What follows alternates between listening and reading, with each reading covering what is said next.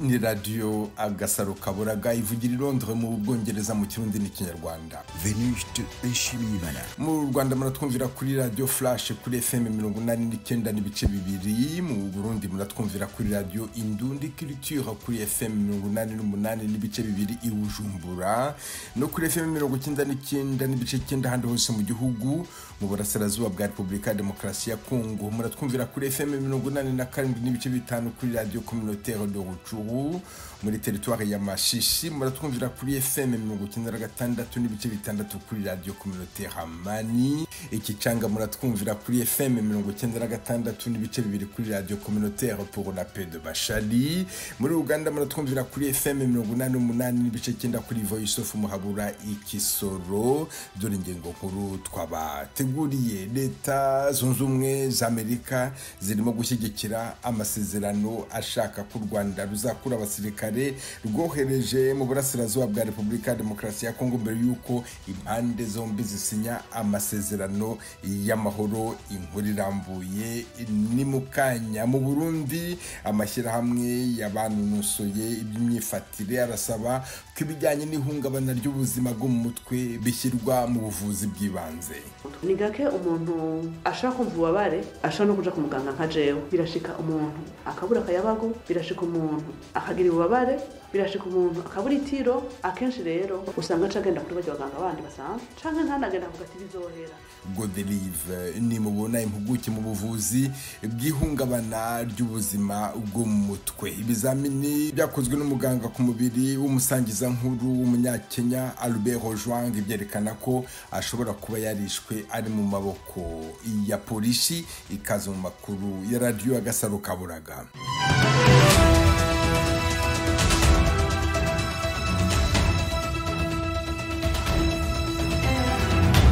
Duhere ku makuru avugwa hirya no hino ku isi kumwe na mugenzi wacu Temistokle Mutijima. Leta Zunze Ubumwe za Amerika irimo gutegura amasezerano asaba ko u Rwanda ruvana ingabo, intwaro n'ibikoresho mu burasirazuba bwa Repubulika ya Demokarasi ya Kongo mbere y'uko bene ayo masezerano asinywa. Kigali ntiyemereye ingingo kuko ivuga ko imitwe yitwaje intwaro muri Repubulika ya Demokarasi ya Kongo ari umwanzi uhungabanya umutekano w'u Rwanda. Ubutegetsi bwa Perezida Trump bukaba buri kuganira ku ishoramari rya Amerika rishobora kuzamurirwa muri ako karere hafatiweho amabuye y'agaciro nka tantalum, zahabu, cobalt, umuringa na lithium.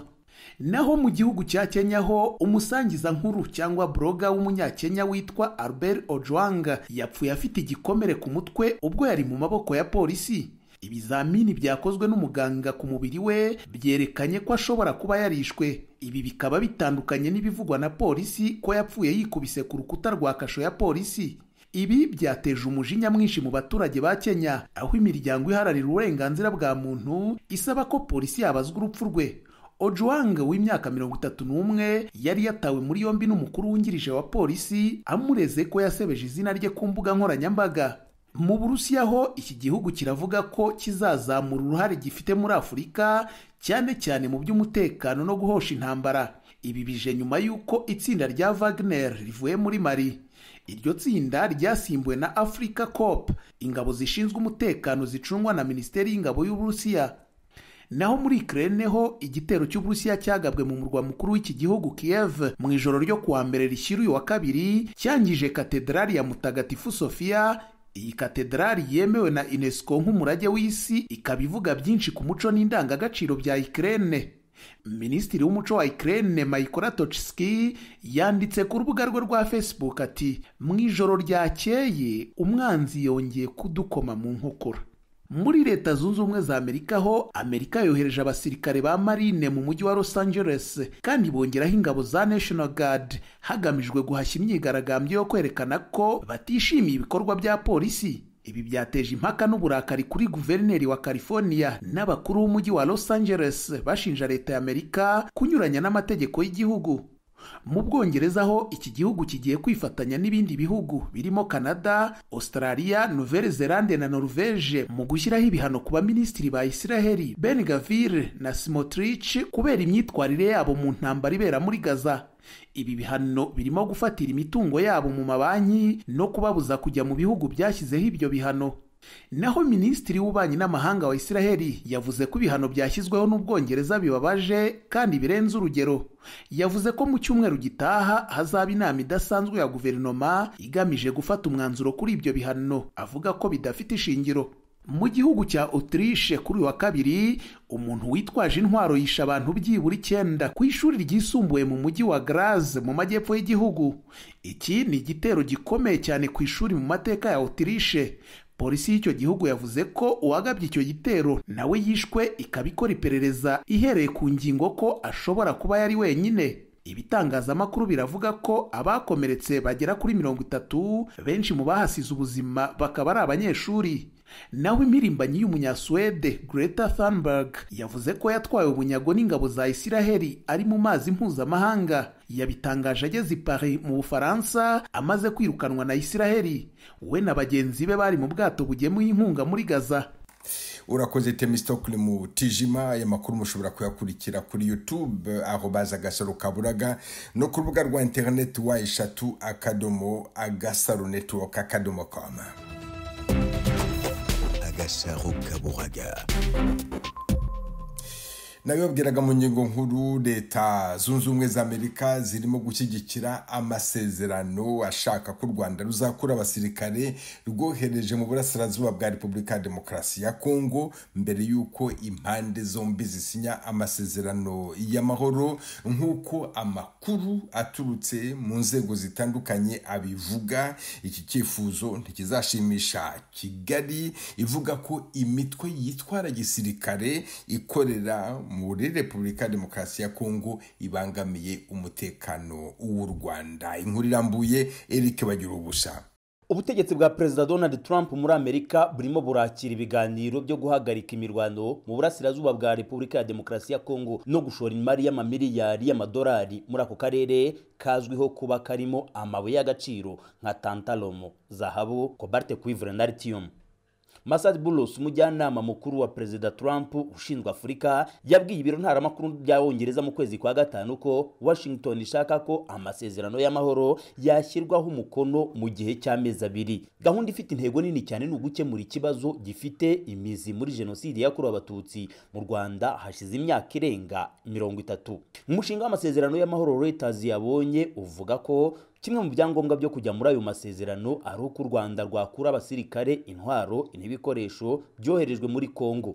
Izi nyandiko zimejwe n'abadiplomate 4 bavuze ko zanditswe n'abategetsi ba Leta Zunze Ubumwe za Amerika. Uyu mushinga w'amasezerano y'amahoro urenze ku itangazo ry'amahame yemejwe n'abaminisitiri w'ububanyi n'amahanga b'ibihugu byombi mu muhango wabereye i Washington mu kwezi kwa 4, wahagarariwe na Minisitiri w'ububanyi n'amahanga wa Amerika Marco Rubio. Icyo gihe byavugaga ko impande zombi zizita ku bibazo by'umutekano mu buryo buhesha agaciro no kubaha ubusugire bwa buri gihugu. U Rwanda rwohereje hagati y'abasirikare 7,000 n'ibihumbi 12 mu burasirazuba bwa Kongo bagiye gufasha umutwe wa M23 nk'uko abasesenguzi n'abadiplomate babibwiye Reuters mu ntangiriro z'uyu mwaka, nyuma y'uko M23 yigaruriye imijyi minini muri ako karere mu gihe gito cyane. U Rwanda rwaranzwe no guhakana igihe kirekire ko rwahaye intwaro n'abasirikare umutwe wa M23, rukavuga ko ingabo zarwo ziri muri gahunda yo kwirinda ibitero by'ingabo by'umutwe wa FDLR ufite aho uhuriye na jenoside yo mu 1994 yahitanye abantu barenga 1 miliyoni cyane cyane Abatutsi. Mu mpera z'icyumweru gishize u Rwanda rwari rutarasubiza ku mushinga w'amasezerano wateguwe na Amerika. Amasoko abiri y'inkuru atandukanye niko yabibwiye Reuters. Minisitiri w'ububanyi n'amahanga w'u Rwanda Olivier Nduhungirehe yabwiye Reuters ko inzobere ziturutse muri Kongo no mu Rwanda zizahurira muri iki cyumweru i Washington kugira ngo baganire kuri ayo masezerano. Minisiteri y'ububanyi n'amahanga ya Amerika yasabwe na Reuters kugira iki bivugaho ntiyasubiza. Umuyobozi ukomeye mu biro bya Perezida wa Repubulika ya Demokarasi ya Kongo Felix Tshisekedi Tshilombo yashinje u Rwanda kugenda bigura intege kuri aya masezerano, kandi yongeraho ko gukura ingabo z'u Rwanda muri Kongo ari ngombwa kugira ngo inzira y'amahoro ishoboke. ati turasaba ko ingabo z'u Rwanda zikurwa zose muri Kongo mbere yo gusinya ayo masezerano kandi ntituzava ku izima. Umushinga w'amasezerano watunganijwe na Leta Zunze Ubumwe za Amerika urateganya gushyiraho uburyo buhuriweho bwo gucunga umutekano burimo ingabo z'u Rwanda n'abagenzuzi b'ingabo mpuzamahanga mu guhangana n'ibibazo by'umutekano harimo n'ikibazo cy'umutwe wa FDLR ukomoka mu Rwanda. Abasesenguzi bavuga ko itsinda rivugwa kenshi Democratic Forces for the Liberation of Rwanda FDLR mu mpine ritagifite ingufu zo guhungabanya umutekano w'u Rwanda nubwo leta ya Perezida w'u Rwanda Paul Kagame ivuga ko uwo mutwe ari ikibazo gikomeye. Uyu mushinga w'amasezerano kandi uvuga ko Kongo igomba kwemera ko M23 ijya mu biganiro rusange ku rugero rungana n'andi matsinda yitwaje intwaro. Ni intambwe ikomeye kuko Kinshasa ibona M23 nk'itsinda ry'ibyihebe rishyigikiwe n'u Rwanda. Kongo iri mu biganiro byihariye n'umutwe wa M23 mu rwego rwo gushaka uburyo bwo guhagarika intambara. Uyu mushinga wemeza ko u Rwanda rugomba gufata ingamba zose zishoboka kugira ngo M23 ive mu bice igenzura hakurikijwe ibyumvikanyweho i Doha. Umwe mu bahaye amakuru Reuters mu cyumweru gishize yavuze ko Qatar yatanze igitekerezo cy'umushinga wo guhagarika intambara ku mpande zombi zizaganiraho n'abayobozi bazo mbere yo gukomeza ibiganiro. Ariko umuyobozi w'umutwe wa M23 yavuze ko nta ntambwe yatewe igana ku masezerano ahamye kugira ngo uwo mutwe uve mu duce ugenzura. Urakoze Eric bagira ubusa. Abanyamurenge bo mu ntara ya Kivu y'Epfo mu burasirazuba bwa Repubulika ya Demokarasi ya Kongo bugarijwe n'amapfa aterwa nuko amayira yose afunze kubera intambara. Sebatware Kiana Wili ahagarariye Union Internationale de Banyamurenge, umuryango mpuzamahanga w'abanyamurenge, n'umuvugabutumwa utuye muri leta ya Ohio muri Leta Zunze Ubumwe za Amerika arabatabariza. Abanyamurenge bagize intambara, bagabweho intambara muri 2017, bagabwaho intambara n'inyeshamba zitwa ngo ni Red Tabara zifatikanyije na za Mai Mai, hanyuma bazideployinga muri iriya misozi zifite objectif yo gusenyera abanyamurenge no kubamara umutungo. Mbese basenye imihana irengama igera hafi 400, batwaye inka z'abanyamurenge, izo bishe nizo banyaze zirenga 500. Abaturage bamaze gupfa bararenga 1000. So novuga yuko 90% y'imihana y'abanyamurenge yose yaratwitswe. So consequences z'izo ntambara zatumye abantu benshi bahunga, bamwe baje mu bihugu by'abaturanyi, abandi baba deplaced batuye ngo mu ma concentration area, ni kuvuga ngo batasa n'abatuye mu makambi. Bamwe bari mu Minembwe, abandi bari mu Mikenke, abandi bari mu Bijombo, abandi bakaba hariya mu Rurambo. So ni ukuvuga ngo aba baturage kuva izo ntambara zose uko zabaye, hariho intambara iri hagati y'amagrupe y'arme y'abanyamurenge ariyo Twirwaneho, Android na Gumino, bahanganye n'izo Red Tabara za Mai Mai. Noneho habaye guhinduka k'ubutegetsi bwa Kabila, haza ubutegetsi bwa leta ya Kinshasa iriho none ya Felix Tshisekedi. Noneho bamaze guhura, biba ngombwa yuko habaho ko ibiganiro i Nairobi bemeza yuko amagrupe y'arme yose agomba gukorana na leta, hanyuma ntibongere kurwana hagati yabo yonyine kandi bagenda bitandukanye n'imitwe y'abanyamahanga. Noneho ubwo intambara habayeho kandi gusinya relation bilaterale, leta ya Kinshasa na leta y'u Burundi barazamenya ibirindiro bya Red Tabara byari za Masango n'ahandi muri Tombwe na Minembwe. Noneho intambara yari isa n'ihagaze igize hafi umwaka n'amezi hejuru. Abaturage muri eneo bari barimo batuye nta ntambara zihari. Ejo bundi habaho kudeklara kwa Twirwaneho yuko yifatikanyije na AFC. Yifatikanyije na AFC birongera kandi bizubura izindi ntambara, noneho zibasiye cyane cyane igice kirebwa na Twirwaneho, aricyo gice cya za Minembwe, especially iburasirazuba, mu majepfo n'iburengerazuba. None se niba Twirwaneho iri muri utwo duce kandi Twirwaneho nicyo yakiriyeho no kurinda abanyamurenge bagira ibibazo kubera iki? Urumva intambara bariko barwana ni intambara zitari zabo, ni intambara badafiteho commandement, babwirwa gusa ibyo bagomba gukora, ariko batitaye ku ngaruka ziba ku baturage muri ibyo byemezo biba zafashwe, kuko izo ntambara ntizifite support.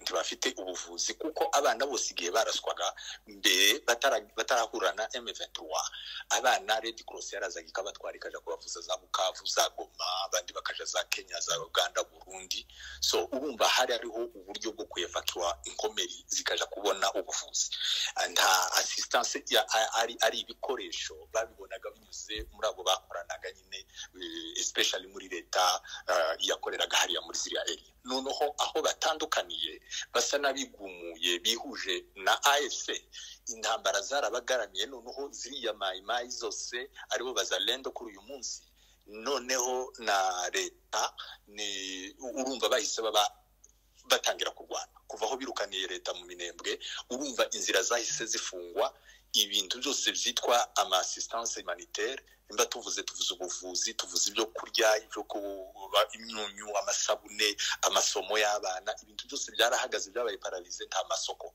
no kuvuga ngo abaturage bari muri conditions zidashoboka muri iki gihe cyose bamaze kandi batanze itegeko bafata abantu bose guhera ku myaka 55 kugeza ku myaka 15 mbese abagabo n'abayaba abanyeshuri abarimu abapasteri n'abandi bikoreraga ibikorwa byabo bisa ninde watanze iryo tegeko ryo kugira abo bantu abasirikare ku mbaraga uyoboye twirwaneho ni Sematama Charles none se abo bana bagenda ababyeyi batabizi ababyeyi nta jambo bafite kuri ayo mabwiriza kuko barababwira yuko umutekano niwe fast kandi n'umwana naramutse agacika kava harya bamutwaye akagenda agenda akaja zawuvira akaja hehe bafata umuvyeyi we akaza kumutsimbura ku rugamba so urumva yuko ababyeyi nta mahitamo bafite hari ikintu kimeze nk'inzara yugarije abaturage b'abanyamurenge bari mu duce dutandukanye dufata urugero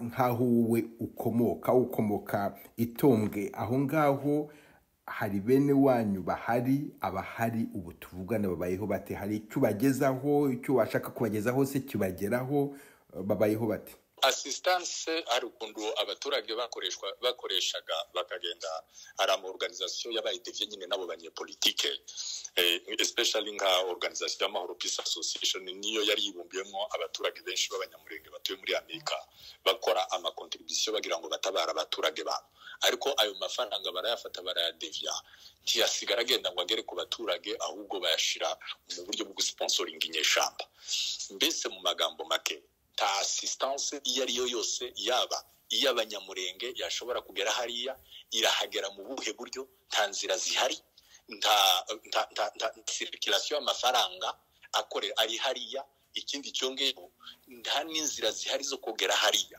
ni ukuvuga ari ama organisation mpuzamahanga ari na leta ya Kinshasa ari nabo ngabo ba M23 babashize muri izo crise nta assistance nimwe bafite yo kuvuga ngo hari ikintu ba providinga kuri abo baturage baraho nukuvuga ngo abaturage ubungubu kuva aho bakoze izo declaration ntibarya umunyu ntibanywa isukari kuko inka barazimaze isukari ni yari imeze nk'amata yabo ibaze abana abakecuru ababyeyi bariko babyara badafite isabune badafite isukari bararya gute ngahibaza ubwo buzima umva izo condition nta soko kandi nta mirima ikibaho yaramazwe barayimaze abaturage bari konvi n'aba déplacer baje bireturuva ahantu mu gace kandi basa n'abari mu nkambi kibahinga ibyo byose ni ubuzima bugoye nimba banahunze bakaza tuvuge ku rugero bakahitira aho hantu nabo bahasanze basaranganya ubuzima biragoye kandi icyo dutabariza abantu ni ukuvuga ngo icyo dusaba ni uko inzira zigomba gufunguka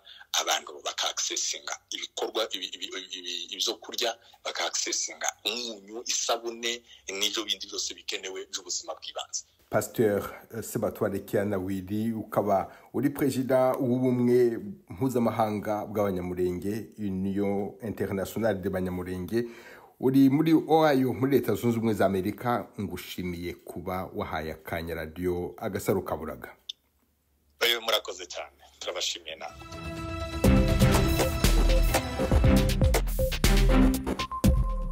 mukomeje kumva radio ijwi ry'Amerika ivugira irondere mu Bwongereza mu Kirundi n'Ikinyarwanda. Mu Rwanda urwego rw'igihugu rw'ubugenzacyaha RIB ruraburira abantu kugira amakenga ko bababwira ko babashakira akazi mu bihugu byo hanze ndetse bakanabafasha kugerayo. RIB yerekana amayera akomeje gukoreshwa n'abagizi ba nabi bakora ubucuruzi bw'abantu hirya no hino mu bihugu birimo nibyo muri Aziya, bakifashisha imbuga nkoranyambaga zitandukanye berekana ahari amahirwe yo kubona akazi mu mahanga. Inkuru irambuye yatuguwe n'umunyamakuru wa radio Agasaro Kaburaga i Kigali, Thierry Vendayishimiye. Urwego rw'ubugenzacyaha mu Rwanda rwerekana ko kuva mu kwezi kwa gatandatu umwaka wa 2024 kugeza mu kwezi kwa gatanu uyu mwaka wa 2025 abanyarwanda bagera ku 105 bagaruwe bakuwe mu bihugu bitandukanye bari bagiye gucururizwamo mu mahanga, naho abandi 57 batabawe bari bagiye kwinjirizwa muri urwo rudandazwa. Urwo rudandazwa rw'abantu kuri ubu ruriko rurakogwa hifashishijwe ikoranabuhanga, rurakogwa mu bihugu bitandukanye. Dr Murangira Thierry avugira urwego rw'iperereza mu Rwanda RIB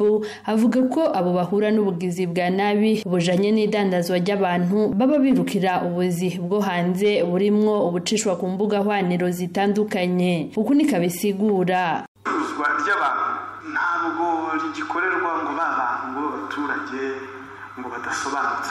Turabona abize nabo batwarwa bagacuruzwa, abize bafite amashuri. Abo ngabo bagaruwe n'abantu rwose bafite ubumenyi bize. Turabona urubyiruko rushika urundi, turabona ababyeyi bafasha n'abana babo kwishora muri ibyo bikorwa kuko baba bashutswe.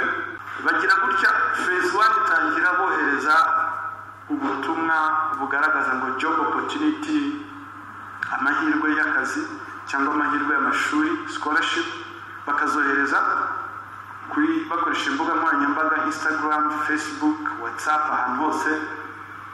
Aho ngaho bazohereza batavuga ngo batagatinze kanaka, babwohereje bugwa ku munyarwanda, bugwa ku muntu wo mu kindi gihugu, bose ntawe batoranya.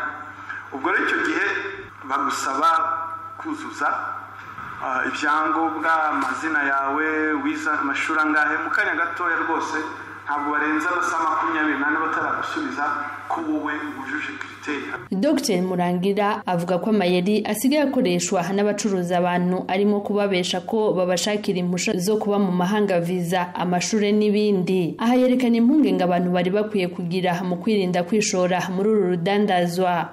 Ushaka passport na visa nabwo baba kuyobora, ukayishaka haba hari aho basaba amafaranga bakavuga ati dowori rwose ntibiguhangayishe, ayo mafaranga yatange, nushaka ureba aho yaguza tuzayagusubiza igihe watangiye akazi. Mumbwire hari ahandi mu kazi batanga ayo mahirwe ameze atyo? Ibyo byagombye kuba warning sign. Bagera naho bakumvisha ukuntu, bakwigisha ukuntu igihe immigration ikubajije hari ikibazo ikubajije ugomba kumenya uko usubiza. Ibitigiri byerekana ko abagore ari bo benshi bagaragara mu bajanwa muri urwo rudandazwa rw'abantu. Umuvugizi wa RIB Dr Murangira Thierry yemeza ko iyo bigeze ku bakobwa n'abagore ho biba bibi cyane kuko hari n'abaja gukoreshwa uburaya n'iyindi mirimo ibatesha agaciro. Ukumva ngo uriya muntu afite abantu baza bagasambanywa akishyurwa, urwo n'urugero. Ariko bo hari igihe babona ko ari akazi, n'akazi ko mu kabare guserva, ariko ngo hagera n'umukiriya ukwifuje ukaba kutabasuzugura. Ibyo bifitanye isano rwose. Ubwo uwe ni umukozi unafite na konti, ariko iruhande hari ibyo bikorwa byo kungukira mu mibonano mpuzabitsina.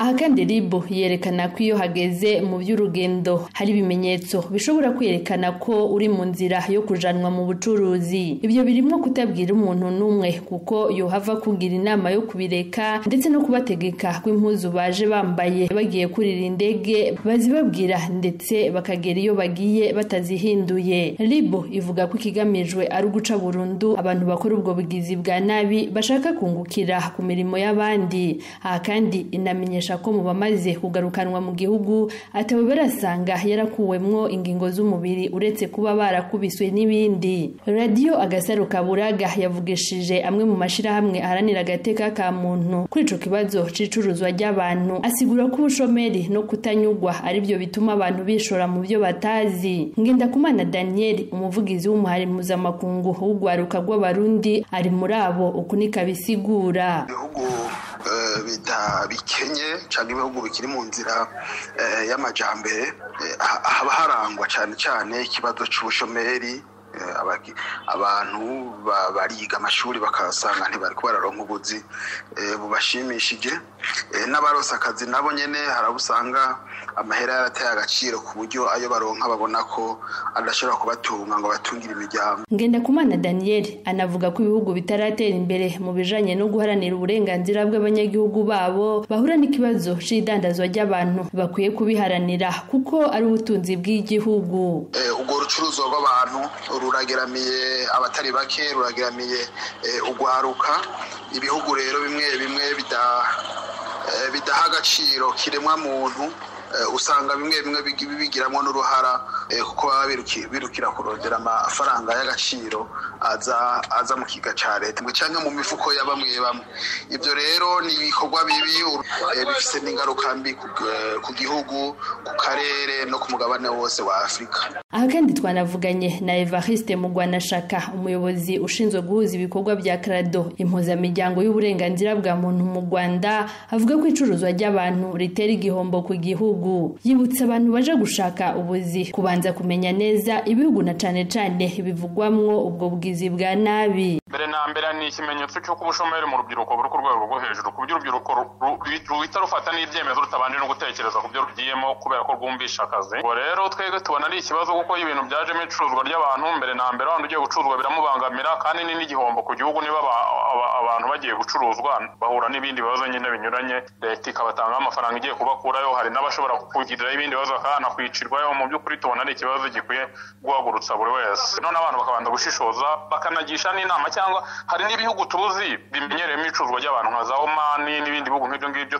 Ribo kandi ivuga ko kuva mu kwezi kwa gatandatu mwaka wa 2019 kugeza mu kwindwi kwa 2024 abantu 39 bagaruriwe ku kibuga c'indege bari mu nzira zo kujanwa gucuruzwa. Ni mu gihe hagati y'ukwezi kwindwi mwaka wa 2024 n'ukwezi kwa gatatu mwaka wa 2025 haburijwemwo umugambi wo kujana abantu 57 bari bagiye gucuruzwa bagarurwa batarurira indege.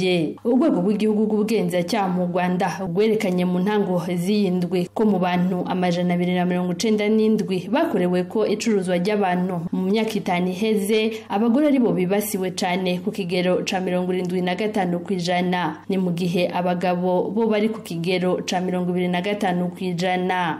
Thierry Ndayishimiye, Agasaro Kaburaga, i Kigali. Mbere yo kurangiza aya makuru, umunyezi wacu Temistokle Mutijima agarutse kubagezaho incamake y'amakuru avugwa hirya no hino ku isi. Leta Zunze Ubumwe za Amerika irimo gutegura amasezerano asaba ko u Rwanda ruvana ingabo, intwaro n'ibikoresho mu burasirazuba bwa Repubulika ya Demokarasi ya Kongo mbere y'uko bene ayo masezerano asinywa. Kigali ntiyemereye ingingo kuko ivuga ko imitwe yitwaje intwaro muri Repubulika ya Demokarasi ya Kongo ari umwanzi uhungabanya umutekano w'u Rwanda. Ubutegetsi bwa Perezida Trump bukaba buri kuganira ku ishoramari rya Amerika rishobora kuzamurirwa muri ako karere hafatiweho amabuye y'agaciro nka tantalum, zahabu, cobalt, umuringa na lithium. Naho mu gihugu cya Kenya ho umusangiza nkuru cyangwa bloga w'umunyakenya witwa Albert Ojwang yapfuye afite igikomere ku mutwe ubwo yari mu maboko ya polisi. Ibizamini byakozwe n'umuganga ku mubiri we byerekanye ko ashobora kuba yarishwe. Ibi bikaba bitandukanye n'ibivugwa na polisi ko yapfuye yikubise ku rukuta rwa kasho ya polisi. Ibi byateje umujinya mwinshi mu baturage ba Kenya, aho imiryango iharanira uburenganzira bwa muntu isaba ko polisi yabazwa urupfu rwe.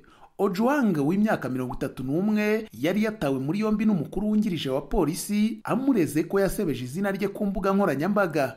Mu Burusiya ho iki gihugu kiravuga ko kizazamura uruhare gifite muri Afurika cyane cyane mu by'umutekano no guhosha intambara. Ibi bije nyuma y'uko itsinda rya Wagner rivuye muri Mali. iryo tsinda ryasimbuwe na Africa Corps, ingabo zishinzwe umutekano zicungwa na Minisiteri y'Ingabo y'Uburusiya. Naho muri Ukraine ho igitero cy'Uburusiya cyagabwe mu murwa mukuru w'iki gihugu Kiev mu ijoro ryo kuwa mbere rishyira uyu wa kabiri cyangije katedrali ya Mutagatifu Sofia. Iyi katedrali yemewe na UNESCO nk'umurage w'isi, ikaba ivuga byinshi ku muco n'indangagaciro bya Ukraine. Minisitiri w'umuco wa Ukraine Mykola Tochitsky yanditse ku rubuga rwe rwa Facebook ati mu ijoro ryakeye umwanzi yongeye kudukoma mu nkokora. Ni hano dusoreje aya makuru kuri radio Agasaro Kaburaga. Mwakoze kudutega amatwi aho muri hose ku migabane yose y'isi. Dukomeje kandi gahunda yo gusigasira umuco karande n'ururimi gakondo, dore umugani uyu munsi: iminsi ivuguta nta muvuba. Umunsi mwiza, mwari kumwe na Venuste Nshimiyimana.